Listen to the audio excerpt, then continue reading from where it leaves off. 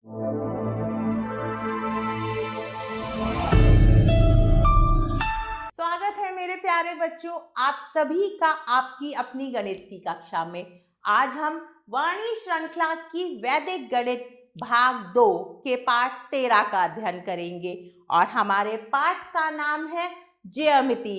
तो चलिए शुरू करते हैं अपना पाठ। आपने त्रिभुज, वृत्त, वर्ग और आयत के बारे में सीखा है। ये सब समतल आकृति कहलाती हैं। आपने घन और घनाभ के बारे में भी पढ़ा है। ये ठोस आकृति कहलाती है। यहाँ कुछ और ठोस आकृतियों जैसे ठोस गोला, बेलन, शंकु आदि के उदाहरण दिए गए हैं।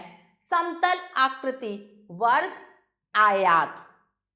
ठोस आकृति, घन, घनाभ, वृत्त, त्रिभुज, गोला, शंकु, बेलन। अब हम घन, घनाभ, बेलन, शंकु और प्रिज्म के बारे में अधिक सीखेंगे। देखिए बच्चों, यह एक घन का चित्र है। यह कोना, जिसे हम शीर्ष भी कहते हैं, इसे कोर कहते हैं और मध्य में क्या होता है? तल। एक कोने को शीर्ष भी कहा जाता है। इस बिंदु पर कोर मिलती है। घन एक ठोस आकृति है जिसमें 6 तल, 8 शीर्ष तथा 12 कोर होती हैं। अतः घन के सभी तल एक दूसरे के बराबर होते हैं। यह चित्र घनाभ का है, यह कोर है, इसे तल कहते हैं और इसे हम कोना या शीर्ष कहते हैं।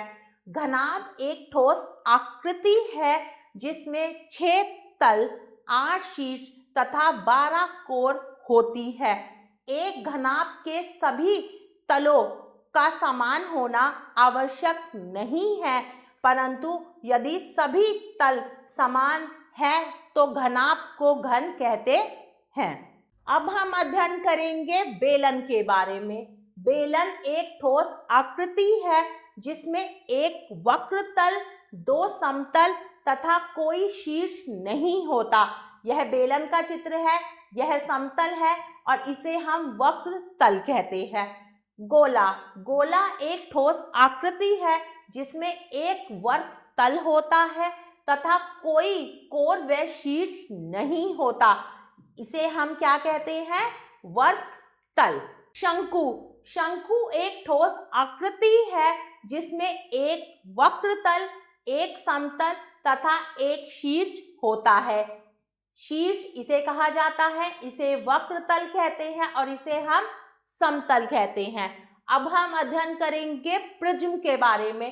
प्रिज्म एक ठोस आकृति है जिसमें 5 तल, 6 शीर्ष तथा 9 कोर होती है।